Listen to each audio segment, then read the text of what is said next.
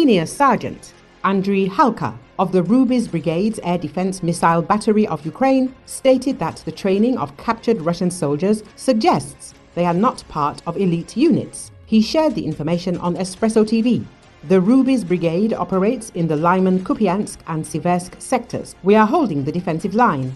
Russian forces continue offensive actions employing small infantry group tactics, supported by equipment such as tanks and armored vehicles. Our FPV drone strike teams effectively destroyed this equipment on the approaches. Then artillery and anti-tank weapons came into play, Halka noted. According to the senior sergeant of the Air Defense Missile Battery of the Rubizh Brigade, the logic behind these assaults appears to be aimed at wearing down Ukrainian soldiers who are constantly stationed in the trenches. However, the tactic seems irrational as Russian troops conduct what are essentially suicidal attacks every morning.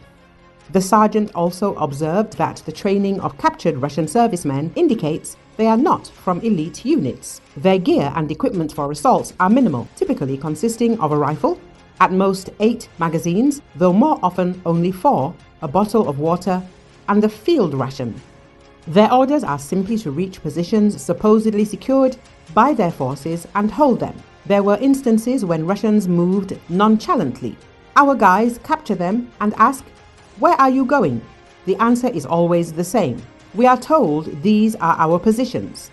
Assaults truly happen daily. I was surprised the first time I saw 2 Russian soldiers just walking across an open field towards us, Halka emphasized.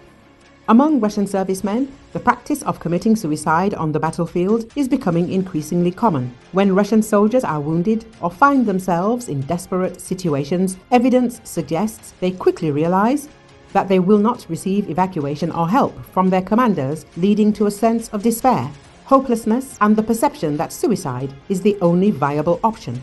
The situation is exacerbated by Russian propaganda, which actively spreads myths that soldiers captured as prisoners of war by the armed forces of Ukraine are subject to torture and abuse, thus making capture appear a worse alternative to death. Suicides are often the result of bullying, psychological pressure, and a feeling of despair among Russian soldiers, especially when they are left to fend for themselves.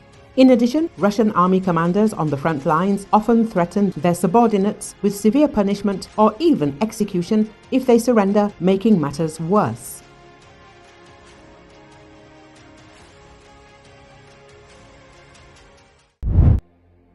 Insurgents breached Syria's largest city Friday and clashed with government forces for the first time since 2016, according to a war monitor and fighters, in a surprise attack that sent residents fleeing and added fresh uncertainty to a region reeling from multiple wars.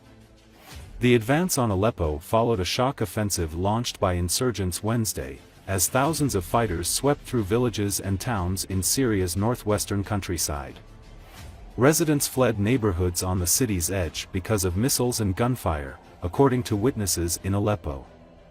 The Syrian Observatory for Human Rights, which monitors the country's unresolved civil war, said dozens of fighters from both sides were killed. The attack injected new violence into a region experiencing dual wars in Gaza and Lebanon involving Israel, and other conflicts, including the Syrian civil war that began in 2011. Aleppo has not been attacked by opposition forces since they were ousted from eastern neighborhoods in 2016 following a grueling military campaign in which Syrian government forces were backed by Russia, Iran and its allied groups. But this time, there was no sign of a significant pushback from government forces or their allies.